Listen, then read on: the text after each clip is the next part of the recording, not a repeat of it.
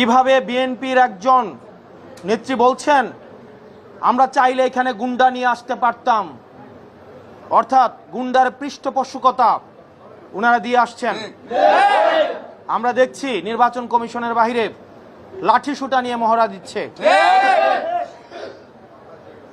নির্বাচন কমিশন, প্রধান নির্বাচন কমিশনের অফিসের যদি এই অবস্থা হয়, সারা বাংলাদেশে এই বিএনপির যারা রয়েছে এই গুন্ডাদের পৃষ্ঠপোষকতা দিচ্ছে, তারা কিভাবে ভোট কেন্দ্র দখল করবে সেটির আজকে হচ্ছে টেস্ট ম্যাচ হয়ে গিয়েছে।